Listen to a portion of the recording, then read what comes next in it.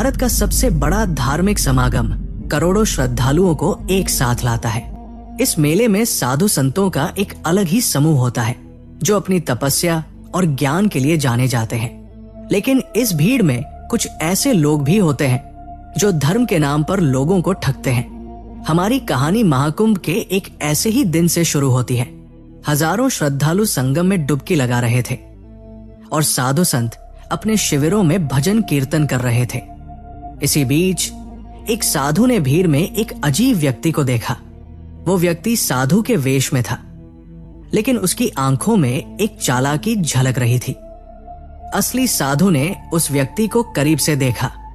उसकी जटाएं नकली लग रही थी और उसके हाथों में जो माला थी वो भी कृत्रिम लग रही थी। साधु को समझ आ गया था कि ये व्यक्ति कोई साधारण साधु नहीं है, वो एक ठग है जो लोगों को धोखा दे रहा है।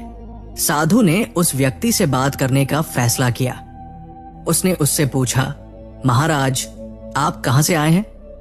नकली साधु ने जवाब दिया, मैं हिमालय से आया हूं, मैं यहां तपस्या करने के लिए आया हूं। साधु ने फिर पूछा, आप इतने कम समय में हिमालय से यहां कैसे पहुंच गए? नकली साधु घबरा गया। वो कुछ नहीं बोला था कि ये साधु दरअसल एक आतंकवादी था।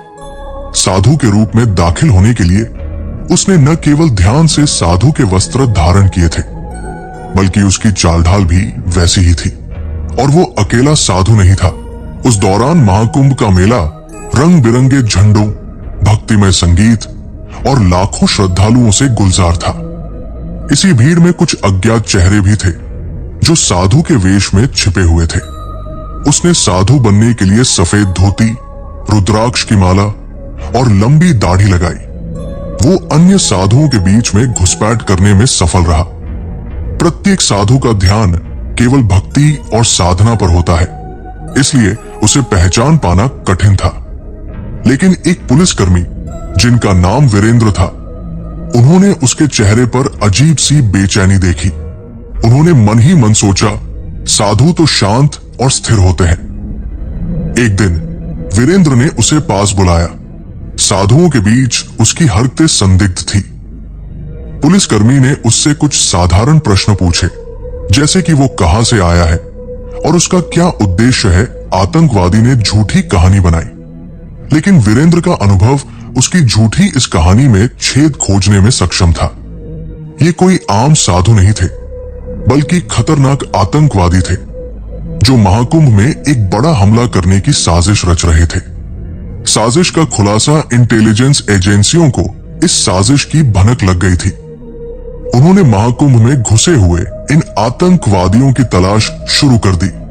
दिन रात एक करके खुफिया एजेंटों ने मेले में घूम घूम कर संदिग्ध गतिविधियों पर नजर रखी। आखिरकार उनकी मेहनत रंग लाई और उन्हें कुछ संदिग्ध साधु मिले। इन साधुओं की गतिविधियों पर गहराई से नजर रखने के बाद खुफिया एजेंटों को पता चला कि ये साधु वास्तव में आतंकवादी है। वे महाकुंभ के दौरान मेले में भीड़ भाड़ वाले इलाके में बम विस्फोट करने की योजना बना रहे थे। पुलिस का ऑपरेशन खुफिया एजेंसियों ने इस जानकारी को पुलिस को सौंप दिया। पुलिस ने तुरंत कार्रवाई करते हुए इन आतंकवादियों को पकड़ने के लिए एक विशेष ऑपरेशन शुरू किया। पुलिस कर्मियों ने साधु के वेश में घुसकर इन आतंकवादियों का पीछा करना शुरू किया। एक रात जब ये आतंकवादी एकांत जगह पर बैठकर हमले की योजना बना रहे थे, तभी पुलिस ने घेरा डाल दिया। आतंकवादियों ने पुलिस पर फायरिंग शुरू कर दी, लेकिन पुलिस ने हिम्मत नहीं हारी और मुठभेड़ में सभी आतंकवादियों को मार गिराया। इस घटना के बाद महाकुंभ की सुरक्षा और भी कड़ी कर दी गई। पुलिस ने मेले में हर कोने पर नजर रखने के लिए अतिरिक्त सुरक्षा बल तैनात किए। साथ ही सभी श्रद्धालुओं की जांच भी की गई। इस घटना ने यह साबित कर दिया कि हमारी सुरक्षा एजेंसियां कितनी सतर्क रहती है। उन्होंने एक बड़ी आतंकी साजिश को नाकाम करके लाखों लोगों की जान बचाई। महाकुंभ का मेला फिर से शांति और भक्तिमय माहौल में बदल गया। ये कहानी हमें बताती है कि आतंकवाद एक बड़ी समस्या है और हमें इसके खिलाफ हमेशा सतर्क रहना चाहिए। साथ ही ये कहानी हमारी सुरक्षा एजेंसी